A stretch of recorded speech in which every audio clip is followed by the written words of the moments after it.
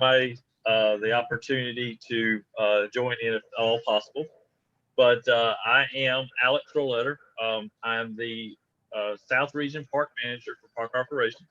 And thank you for joining the South Region Advisory Council meeting tonight, where we're going to be discussing future plans for and renovations for Mason Wallace Park and possibly a little bit more. Um, I have a couple advisory council members with us on tonight. I have a couple that have not been able to make it as well. If you are on this call as an advisory council member for the South Region, please speak up. I am Paula Fricky. Mark Laughlin.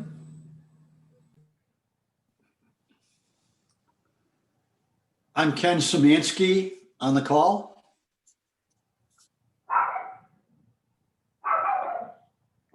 And I think that's all that I was able to see. Hopefully some more will be able to join us later on as well. So with that being said, guys, thank you for joining us tonight. And I'd like this time to introduce Bert Lynn. Bert is our Division Director for Capital Planning for Park and Recreation. And his group, a couple others are with him tonight, Kevin Brigman and Katie Lloyd from our Capital Planning Division. And they're going to discuss our future plans. So at this time, I'll turn it over to Bert. Thank you, Alex, and good evening, everybody. Thank you so much for joining us tonight. We're excited to share some kind of big picture ideas and get a little bit of feedback for what Mason Wallace Park might look like in the future, and then bring it in a little closer and look at some proposed improvements that we have for the park that we hope to wrap up in the spring of 2021. So we'll get started on those here pretty soon. Before we get too deep into the presentation, I wanted to give Dave Molinaro an opportunity to say a few words about the park and his advocacy for the park. Fantastic. Thank you, Bert. Thank you, Bert. I'm with the Mason Wallace Park Advocates, and on their behalf, present a brief history of the park's progress and to make a very important request. Since October of 2018, when we first formed the Mason Wallace Park Advocates, which consists of about 3 surrounding neighborhoods and East Mac High School, Park and Rec and the Advocates have been involved in improving the park. For example, Park and Rec has rehabilitated the paths. Park and Rec, with some external funding, has rehabilitated beautifully one of the basketball courts, where Mark and I are going to have a game of horse soon. They've spoke of modifying one of the tennis courts to accommodate a pickleball game, and spoke of a handicap parking spot up by one of the tennis courts. All good stuff. Mason Wallace Park Advocates have, via advocacy, caused portable bathrooms to be placed near one of the tennis courts, caused one of the tennis courts to be power washed clean of very slippery mold. Furthermore, through a series of community work days involving anywhere from 12 to 21 advocates on any given day, we've cut down all the ivy off the trees. There's a lot of trees, and of course the ivy's growing back. We've cut down the bamboo patch, which is growing back. With materials supplied by Parks and Recreation, we've removed and replaced all park picnic bench wood and picnic benches wood, and we've stained all the upper park benches and picnic tables. We planted erosion control plants along the side of the soccer ball field, and we painted all the metal railings and trash cans. With Tree Charlotte this past spring, we've also planted 20 sub-canopy trees. Those are for community work days. Through individual work days, one or two volunteers going in at a particular time, mostly David Stevens and Stephen James, we built and installed an educational nature walk signage, continue to remove invasive growth beyond the ivy that grows up the trees. There's all kinds of bad stuff that gets into the park, and we continue to work on removing that on an individual basis. And we've carried water to those 20 plants we planted last spring. In conclusion, Mason Wallace, to the combined efforts of the community and Parks and Rec, Mason Wallace is a much better place than it was in the October 2018. Now, and this is a critical point, for the park's continued maintenance. In addition to the welcomed capital improvements we're about to hear about, we look forward to performing continued maintenance on the park. To make this work meaningful and free of any disagreements and false expectations, we request that the South Region leadership meet with Mason Wallace Park advocates on at least a quarterly basis. Let me repeat that. To make sure that the work, this meaningful maintenance work that we intend to do on the park is free of any disagreements or false expectations, we request a meeting with the South Region Park management on at least a quarterly basis. In close, thank you to the Park and Rec staff that have worked with us over these past 2 years, for the community representatives that are here today, and for the opportunity to paint this brief history of the rise of Mason Wallace Park. Bert, back to you and the future of Mason Wallace. Thank you so much. All right, so in fiscal year 2020, so about a year and a half ago, Park and Recreation was provided about $3.8 million to go in and perform capital reserve improvements to a number of facilities. One of the facilities chosen for that was Mason Wallace Park. Part of that was due to advocacy by folks like Dave, by other advocates within the neighborhood, by County Commissioner Mark Jarrell, letting us know and letting the Park and Recreation Commission know about the needs of the park. This is one of somewhere between 20 and 25 projects that we are performing and in some cases finishing up now as part of that capital reserve investment. As a part of that process, we thought it would make sense to also work with a design consultant, in this case, Kinley Horn, and start to generate some potential ideas for the future of the park, knowing that CATS is starting to plan the Silver Line that will be somewhat in the vicinity of this area. We wanted to take the best aspects of the park, which is its size, its proximity to the neighborhood, and the great natural resources that we have on the park in the way of the tree canopy, and start to enhance some of the uses and maybe increase the daily activity within the park. So with that, I want to introduce Laura Handleton with Kinley Horn, who's going to move through an introduction to the project, look through kind of some of the master plan ideas that we have, and then bring it down to the phase 1 improvements that we look to have complete by next spring. Go ahead, Laura. Hey everyone, nice to virtually meet you. Like Bert said, I'm Laura Handleton. I'm with Kinley Horn. I'm a landscape architect, and we've been working on Mason Wallace Park for a few months now, longer than a few months, but time has been flying lately. So I'll just go ahead and get started. So as Bert said, there's a lot of great things about the park as it exists today. It has really great tree cover. It's a very natural environment. And it's in a great location, kind of nestled in neighborhoods, but also being right off Independence, it's super accessible. And we see this as a really great opportunity for the future as the Silver Line begins to develop, and as development in general moves out that way. This is a really great preserved space that can be capitalized on in the future. So how do we improve? Looking at the existing conditions on the site, activate the higher and level areas of the park. So obviously the park today has a lot of topography. There's multiple small streams that run through the park, and these create some pretty steep slopes in areas. There's only so many places to add large amenities like sports fields, which require a lot of flat area. So, being strategic about where we add these amenities is really important to kind of maximize our investment. Retain the park's natural beauty. Again, this involves preserving certain areas for nature and then allocating the specific higher level areas for sports fields so that we kind of maintain the tree cover that we have today as much as possible.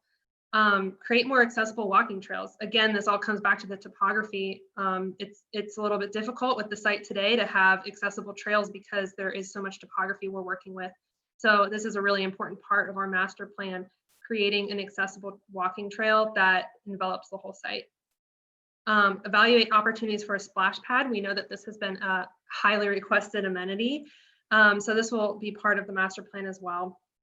A new shelter and pickleball courts, areas for fitness, all of these are being evaluated as well. And you'll see this when I show you the master plan.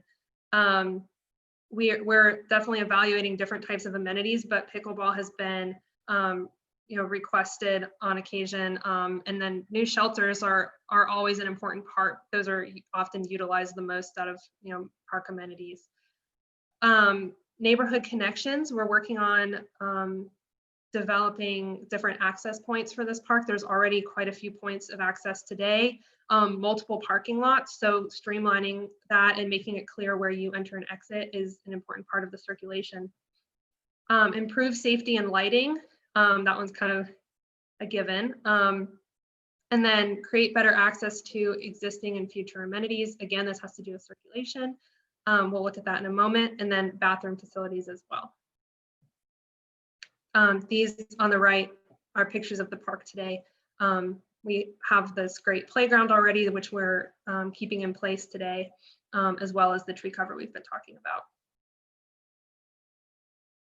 So what is the vision?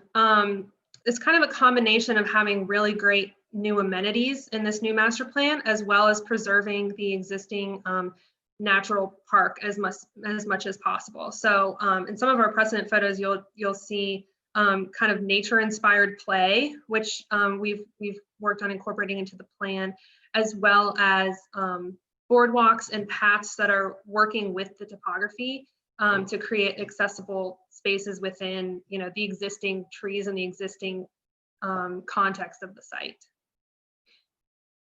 And then, like I said, combining this with amenities and urban park elements. So here you'll see fitness equipment, modern looking shelters and splash pads.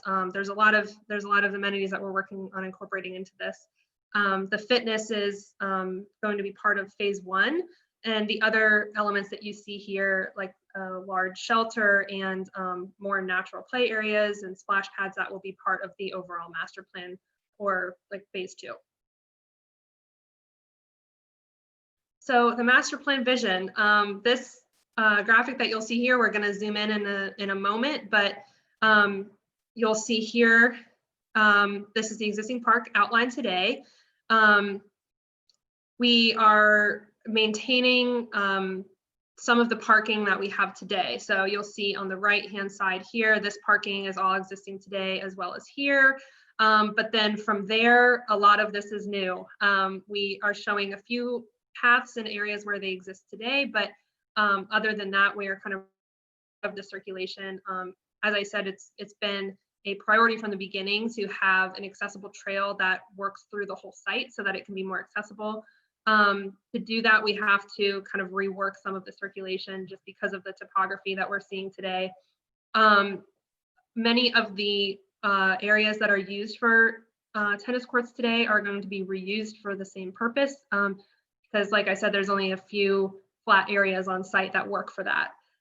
So let's just go ahead and zoom in a little bit more so we can talk about these sections in more detail. We've divided it into some different themes, I guess you could say. Play and be healthy. This is kind of where you enter and where the fitness equipment lives. Gather and Celebrate, we're going to have a large gathering lawn here, as well as some more shelter areas. Heart, Mind, and Soul, this is kind of the transition area from the at the front, where it's going to be very community heavy and fitness and activity heavy, into a more contemplative walking paths and tree cover and smaller gathering places. And then at the back of the park, similar to how it is arranged today, we'll have the active recreation, some tennis and pickleball courts, as well as some revamped parking that's more accessible and some more entry points. So we've kind of reoriented here. So now we're looking up here, Monroe Road is here. Looking at the more east side of the site. So zooming in a little bit, first we're starting up here with the existing parking. This is going to be where the new shelter would be. So that's kind of what you're seeing here. Community and event center with a green roof. So that's this area here. That's kind of the focal point of the site. And we're going to incorporate some large lawns and gathering spaces that kind of come out of that area. Today, this is where the large soccer field is. So this is kind of a flat area today. So we're going to kind of revamp that area into this great lawn which can be used to, as a gathering space for the community. There's a lot of lawn areas up here at the front, which can be used for, Frisbee and just general active play. And then we'll zoom further into this area here, but this is where the playground is today. This is phase 1. So we'll see a little bit more detail here. This is all the piece that's going to be used as part of the capital improvement. Moving down into this Gather and Celebrate area. So this is the existing Sprite court, which is being kept in the same spot, although we like to add some more accessibility here and some more areas around it for people to, kind of watch and, play basketball. And there's some shelters there as well. You'll see the stream coming through here. This kind of is, the site is being kind of organized around this topography, like I've been saying. So you'll see the paths kind of coming around. This is the piece that would be the accessible path. So that's why it's kind of following the line of the stream. Coming down here, this is again where the parking is today, but you'll see it's kind of been rearranged to be a little bit more efficient and add some more spots, as well as like work our way into this lower part that we're calling the heart, mind, and soul of the park. So this provides kind of just multiple places to park, kind of like there are today. There's the park is so large that we need multiple parking areas for accessibility, but we have kind of simplified it a bit so that it's not so, today you can enter at multiple places. I've come here to walk my dog a few times in the past few months, and if I tell people to come meet me here, often people end up at different sides of the park, different parking lots. So that's why you'll see this revamped parking structure here where there's still the same entry point, but then there's a new exit point here on Gale Avenue, and it all kind of ties together so that there's kind of one, an entry and an exit that all keep you in the same circulation pattern there. Down here we have the garden and another shelter area, and like I said, this will be the more natural side of the park with walking trails and tree cover, so it will be a little more calm down here. And then let's go to the next piece. So then down here at the bottom, you have the tennis courts, which are generally in the same spot that they are today, but will be kind of renovated, restriped. Parking, again, in kind of the same spot as before. So you do still have this other entry point that's down here so that people can access the tennis and the pickleball more easily.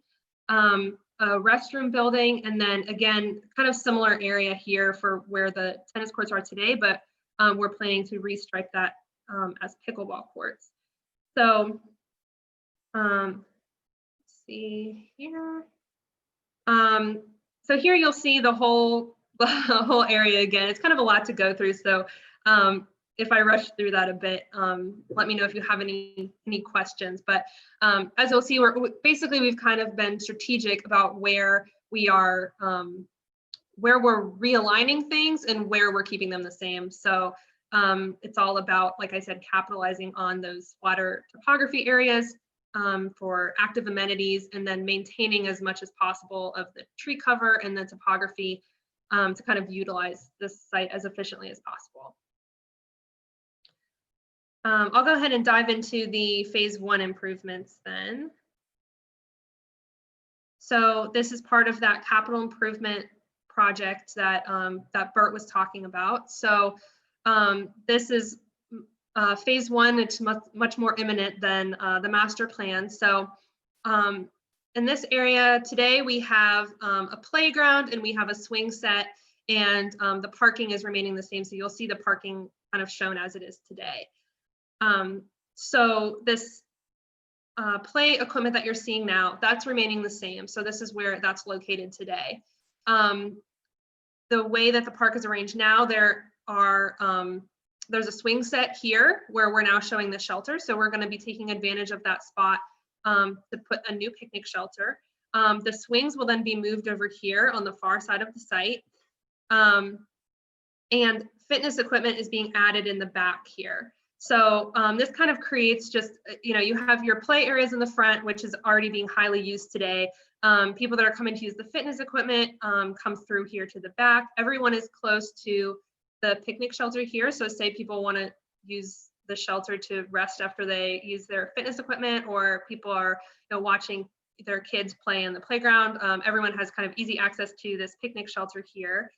You'll also see a water fountain being proposed right in this area, which again, close to the shelter and to the fitness equipment.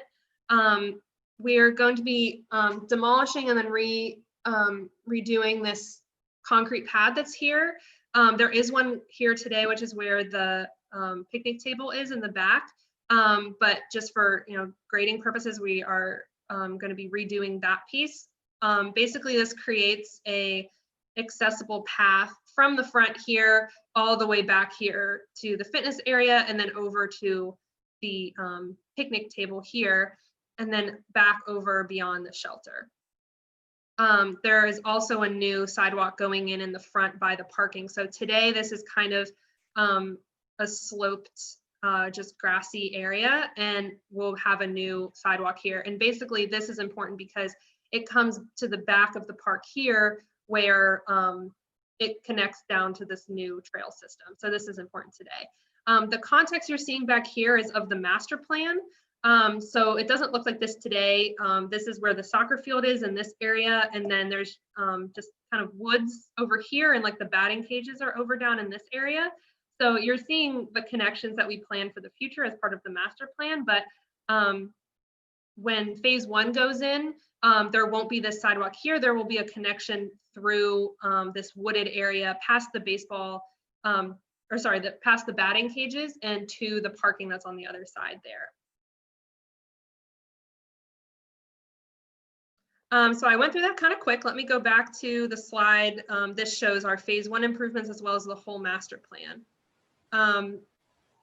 Bert or Dave or Katie, do you have anything to add in?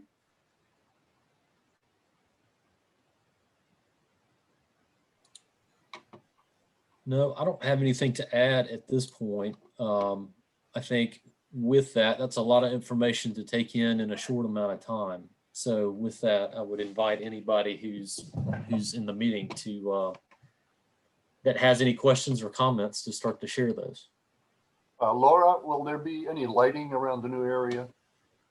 Not as part of the new phase 1 improvements, but it will be part of the master plan.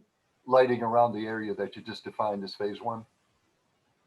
We don't have any new lighting proposed as part of phase 1. But phase 2 or phase 3 or phase 4 does? Mm-hmm. For that area. It seems sensible that we have lighting at that area. Yeah, well, with what we're doing in phase 1, Dave, it's not going to change the hours of the park. Now, at some point, if and when we add in, reservable facilities like an indoor pavilion or something like that, that could be used after hours, Then we would start to light kind of the parking area and the circulation areas that would lead kind of to and from that space. Yeah, yeah. I saw wooden paths in one of the images. Are you talking about, I'm sure they're not wooden anymore, but is that part of the planning also as you recreate the paths? So that image was included as kind of a precedent for phase 2, which yes, might have some boardwalk and new bridges just because of the topography in the area. So that's not part of phase 1, but potentially we might need to utilize boardwalks like that as part of phase 2. I think from an accessibility point of view, that would be very important. Yeah, that would be wonderful. Yeah, we use boardwalks like that on a number of greenway projects specifically. They would be great in this context where we've got a lot of topography change, but we want to reduce the amount of impact that we have on the site, specifically in terms of tree clearing. And so boardwalks would allow us to do that. There are several picnic tables around the playground right now. How many tables will we be left with when phase 1 is done? 2.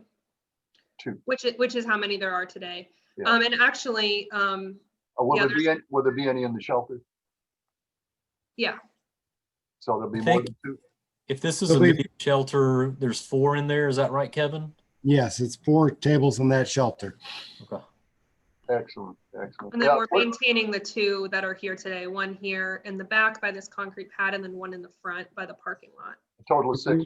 Total of 6 once it's done, right? Yes, Okay. yes. I didn't know, Laura, Is there a grill? there'll be a large grill and there'll be a drinking fountain installed as well. I didn't know if Laura mentioned that or not.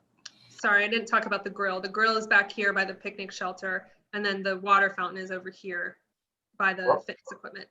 Love the water fountain. Where are you getting the water from? Where's the pipes for that?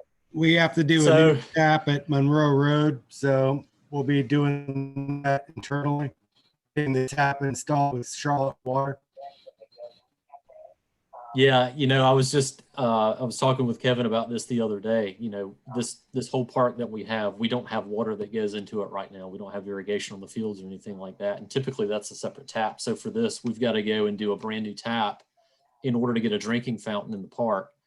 And you would be surprised as to how much it costs to go in and do that tap with all the fees and the installation of the pipes and everything. Sure. The new entrance off Gale Avenue is welcomed for sure. And what phase is that part of? Phase 2. Phase 2? Yes. And when we're talking in phases, what I understand is phase 1, something will begin on that soon. We're looking for a spring start or a spring completion. Spring completion. Hallelujah. All right. Yeah. All right. A Gale Avenue entrance, phase 2, phase 3, 5 years, 10 years, 15 years, 20 years from now? Yeah, most likely the bulk of the things beyond phase 1 would have to be part of a broader capital improvement plan project. And so that would be more like a 10-year time frame, at least. Phase 2 funding, Alex? When does that begin? Well, phase 2 would be funded through a future CIP project. And so right now we do those in 5-year increments. The one that we're working in right now ends in the summer of 2023. So funding for the next project will begin sometime after 23? That would be the earliest. That's right.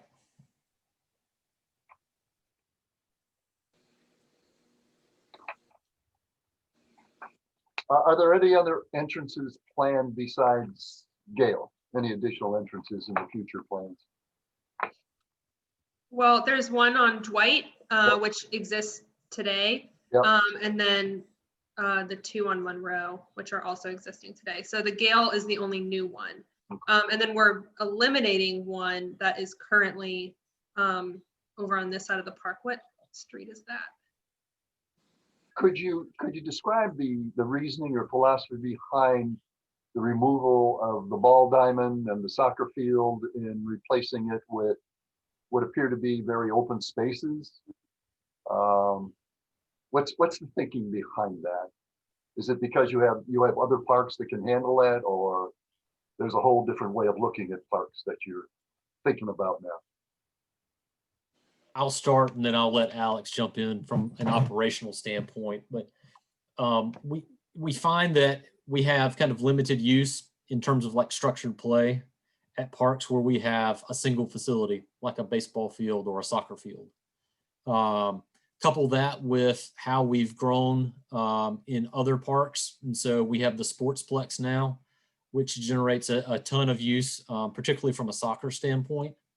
And so we see, the potential for the soccer field here to be used kind of going down. And so we're looking at replacing that with something that could be used for a number of different uses that has more flexibility to it than, a baseball diamond would have, where you can do baseball and softball, and that's about it.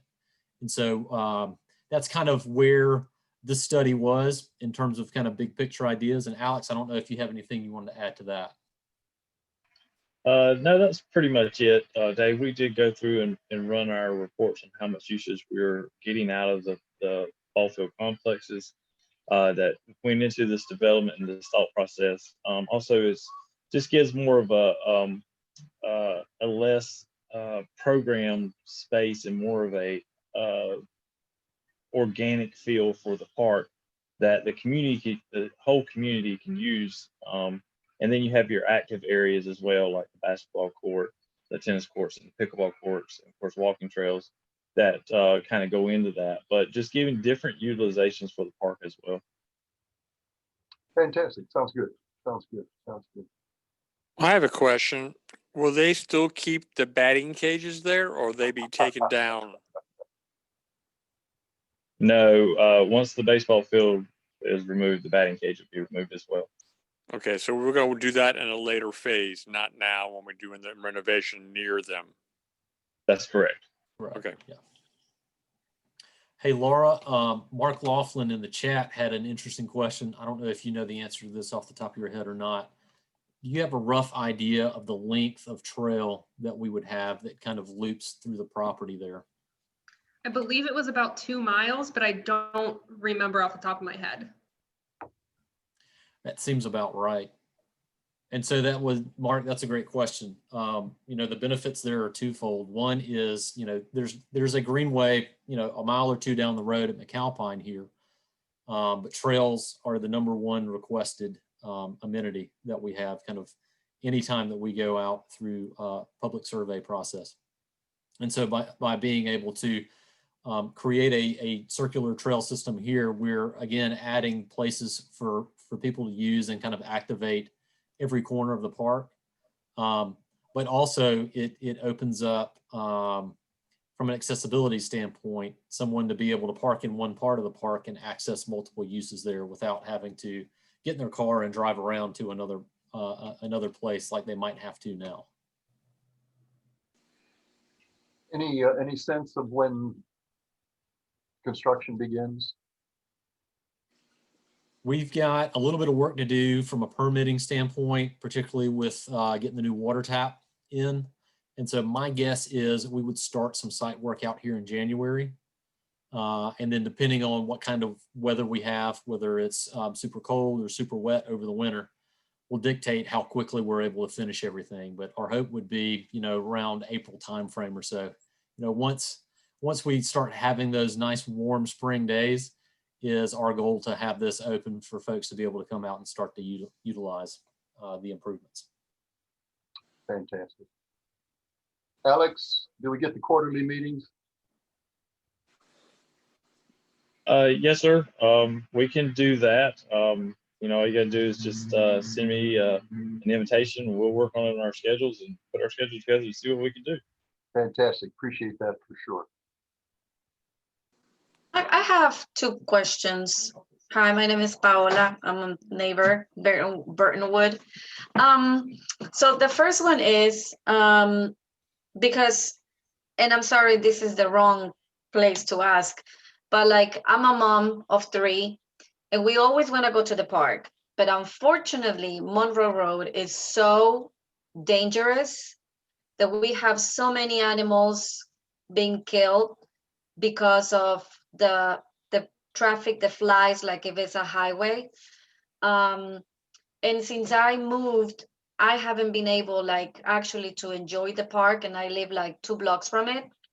And my kids cannot cross with their bikes to go and bike there. We have to like literally put everything in the car, and even then it's hard to cross over. So for me, it's like I'm not going because I'm not gonna risk getting hit or my kids getting hurt. So that's number one. Because my thing is that if we don't promote the park, then there is gonna be no money coming to the park to continue with the phase 2 and 3. So there goes the segue to the second question. If we don't have that many people because of this traffic, will that be like, oh, there's not many people, there's no need to like, move things up to speed up the process of the phase 2? Because honestly, I will dream to be walking in that awesome pathway that you show. I mean, it's like a dream place to go with your family. So I'm just curious if one thing will affect the other, how that looks like.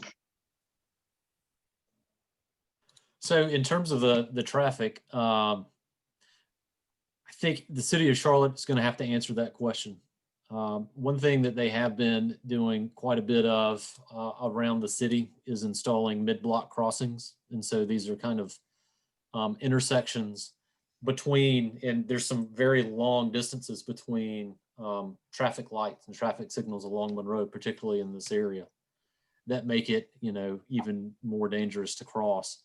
They have been installing those. And so basically when you want to cross, you go and push the button.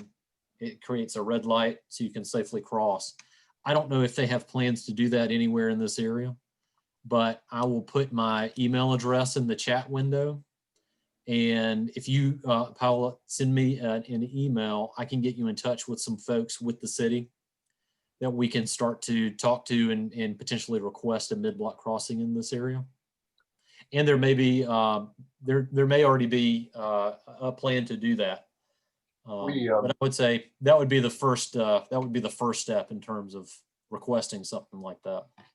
Well, Paula, we can work together on that. We can get Matt Newton involved, our city councilman. We did a study, Bert, oh Lord, 4 or 5 years ago. We asked for that crosswalk, and there was not enough foot traffic at the time crossing Burtonwood. Well, it was like a chicken and an egg type of thing. Of course, there's no foot going across it because it's too dangerous to walk across Monroe Road, So we can take another whack at it. And given the fact that, the park is the Silver Line. Talk about the Silver Line and the effect it has or not have on the park. So yeah, with the Silver Line, they're still working through the actual route study options, and there are 2 or 3 options in several key areas along the corridor, this being one of those. Particularly, I think this is probably the trickiest thing for CATS to work out, is that transition between the 74 corridor and the Monroe Road corridor. And I believe the last one that I've seen had maybe 3 different options in there in terms of what they're studying. Some of those options are maybe 2 or 3 blocks away from the park, kind of the south side of the park there. I would say, and then depending on that and the actual alignment, then you've got to see where the stations are going to be. So there's still quite a bit of studying that's going on in that, particularly in this area, in what that alignment is going to look like. We see that as potentially being an asset in terms of being able to access this park in a different way. And at the same time, with the size and the location of this park kind of tucked within the neighborhood and being able to preserve those trees, we see it as being, a potential destination for people to come from, potentially outside of the neighborhood to go and access the park. Yeah, that's true. I see a question from Stephen about these brown football areas, one at Gale Avenue, and there's also one at McLaughlin. Those are pedestrian entry points. So we have these limited number of vehicle entry points, but on some of these other streets, you could still walk in by foot. So these are kind of little mini plazas that would have wayfinding and park information here, as well as some seating. Oh, yeah, that's good. So, did you talk about signage, Laura? Did you just mention signage? I just did, and I should have mentioned it earlier, but yes, that's part of, that would be part of the master plan as well, adding in some park signage, especially if we're kind of redoing all of the circulation in the park. We would have some information about that, about how to navigate the park and about, you know, the standard park rules and regulations and hours, things like that. That's going to make it official. It's going to be an official park when we get the signage as to where the trails go. Fantastic. Yeah.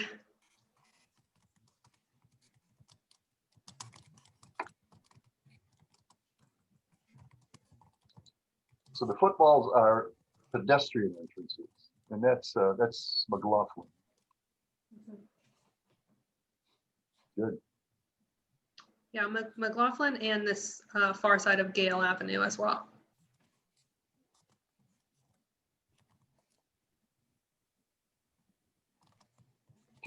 Are these slides available, Laura? We can make them available. I can send them out.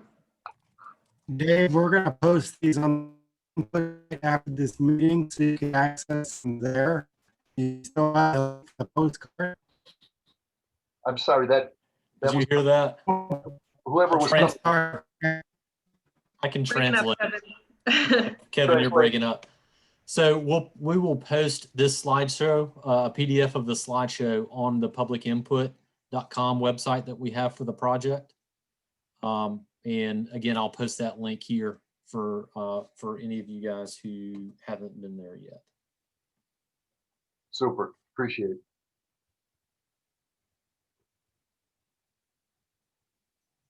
Another question there, can you show roughly where the boardwalk might be located? Oh, that's a great question. If you can see on the graphic here, we are showing a few areas that need to be bridges where they cross the creek. We're hoping to, grade the path in such a way that we're minimizing the boardwalks that we need, but it would likely be around these stream areas that you need the boardwalks. Cool. Yeah, so we're showing like one here, over here, and then kind of in this area too, it gets pretty steep. So this would probably be another one. The area where the half basketball court is now, what is that? What's the Right here? No. That's the full basketball court. Oh, you're talking about existing today? Yeah. That it's basically in this area right now. Yeah. So that would be going away. And what is that being replaced by, or what is that? A shelter area here. A shelter. Mm-hmm. Cool.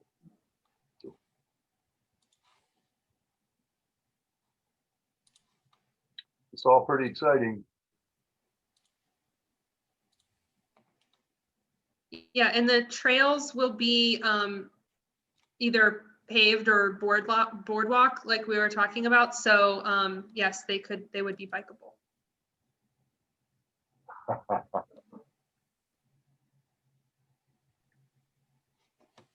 That means more signage.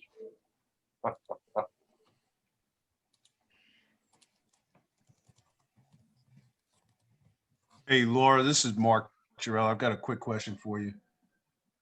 What is the bandwidth for additional community input as we move to phase 2 and 3? Since there's a longer time runway between those phases? That's a good question. We do have quite a bit of time before we'd be moving the master plan forward. Bert, I imagine there would be a whole separate project development when this is moving forward. Yeah, I would include public input. Commissioner Jarrell, we would have a kind of a renewed and more focused public engagement process for those projects leading up to, and then once those projects are funded. And that's something that may be more of an ongoing nature. It's something that we're actually talking about more system-wide, doing ongoing engagement rather than just waiting until it's a funded active project. Yeah. That's something that we're studying as part of our MEC playbook, the Park and Recreation Master Plan. Good stuff, because I would suspect, and I think Paula raised a great point, as the park becomes activated and we get more use, we may get a lot more feedback on an additional need that we didn't think about today in 2020, but 2024, it becomes clearer and more visible just because of the nature and the impact of Silverline or whatever else may be coming in the future. So for the community to understand that, hey, this can be a fluid and ongoing conversation, I think may be, important. Yeah, I think that's a great point. This was a study to understand kind of what could happen within that without, completely changing the natural character of the project or of the park. But yeah, we definitely know that trends and tastes change over time. 5 years ago, I don't know that anybody on this call would know what pickleball is. And now most people know what pickleball is and want it and can't live without it. Great point. Thank you. Having the Silverline route set as well could change access points, circulation. So that will definitely have an effect. I'm sorry, what is the Silverline? I moved from New York like about 2.5 years ago. So what is the Silver? I keep listening to that, but I don't picture it. The Silverline is a new route for the light rail. So right now the blue line is north and south. And then the Silverline would be basically an east-west leg of that. So it's being developed now. I see Katie just posted a link to it. So there's some preliminary maps, but it hasn't been set completely yet. So that could change. Thank you so much. And there's a link in the chat box now, Paula, for if you want to take a peek at what it looks like. Kate Love just posted a link in the chat box regarding the Silverline. There was a question about landscape, and yes, all landscape is native plantings. We do understand there's a lot of invasives in the park, and thank you to the neighbors around there helping remove those. And that's a continual process that we'll continue to work on to remove as many of the invasives as we possibly can.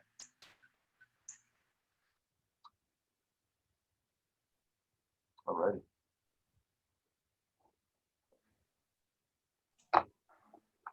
Hey, Dave, did the question about bikeability get answered? Did I miss that? There was a question in the chat. I may have missed the answer on that. Yes, we answered that. Yeah, most of these, the trails that we have in here, at least the main network, would be wide, like a greenway multi-use trail. And so they'd be wide enough to bike, and then they would also be accessible from a slope standpoint. So they would kind of serve the same types of uses that we have on our greenway trails. Thank you.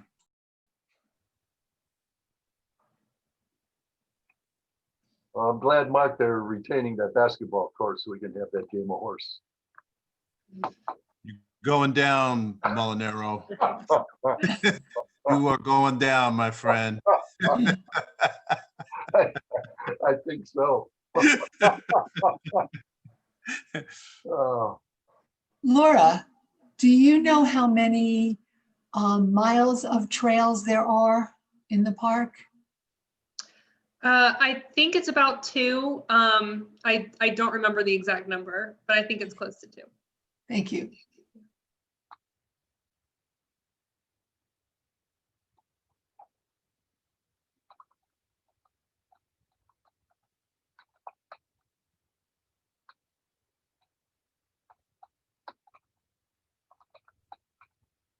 We're coming up on 7 o'clock now.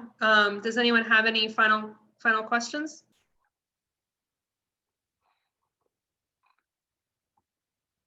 Mark Laughlin says full steam ahead. Hurry up. and it looks good. Nice. That's good to know. Fantastic. Appreciate the time. Appreciate the descriptions. And looking forward to it for sure. Yeah, absolutely. Well, thank everybody for joining the meeting tonight. I'm going to post one more little link or maybe I'll have Katie post one more little link in the chat box, and that's for our updated Park and Recreation Master Plan MEC Playbook. We've got a survey that will be open for one more week until next Monday. And then we'll be putting the finishing touches on that project and looking to share that with the public early in 2021. Let's see, Alex, do you have anything else that you'd like to add here? No, I think that finishes up. If nobody has any more questions, appreciate everybody joining in. As we always like stuff like this. This is new and good stuff for our region and our parks and our communities. And so, guys, I really appreciate it. I do want to thank Dave and his group for all the work that they have done in the park and the way they have gotten behind this, and not just with words, but also with hands and feet. And that's awesome, guys. Really appreciate that. And yes, they will continue our efforts to make Mason Wallace Park better. I really appreciate everybody joining in. Yeah. I have just one quick question. I'm Sure. sorry. Because I'm looking at all these amazing things, and I'm like trying to think of like a pool for the park, because we, as far as I know, we don't have any pool nearby to us. It will be any chance that you guys, like, for example, instead of putting another shelter on the current basketball field, maybe do a survey or something to put a pool instead, like a community pool? That's definitely something that we could consider as we move into a future phase. Like you said, we have very few public water, indoor or outdoor.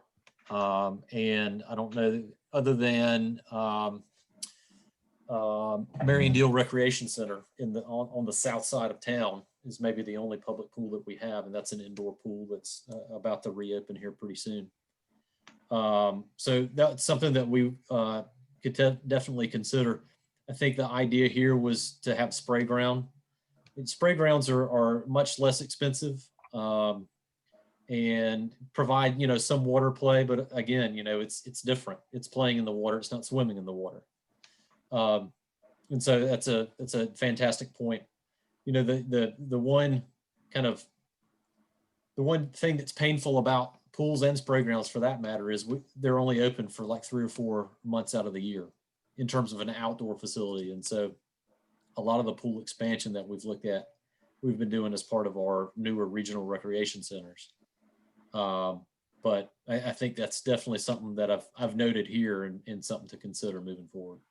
Thank you. Yeah, and considering that we have ISMEC, that they have a fantastic swimming team, Sure. so they can, maybe could be like something that you guys do with ISMEC. They have lifeguards that they're studying, that they need those type of credits to, graduate and stuff like that, so they can maybe utilize that as an opportunity to make this agreement with the Parks and Recreation. Yeah, that'd be great. I think we employ a number of kids that are on swimming teams in the high schools and students at UNC Charlotte and Queens University in the summers for that. So very quickly, we posted the link to our public input page for this. We have recorded this meeting, and so we'll post a link to this and embed the meeting recording for anybody who wasn't able to join the meeting tonight. So not only will the slides be available there, but the meeting recording will be as well. Super, thank you. All right, so unless anybody has any closing thoughts, thank you so much again for being a part of the meeting tonight, and we look forward to seeing you in the park here pretty soon. Here. Super. Thank you, everybody. There. Everyone. Have a good night. Bye. Where's the food, Ellie? Not there yet. He's still waiting on it.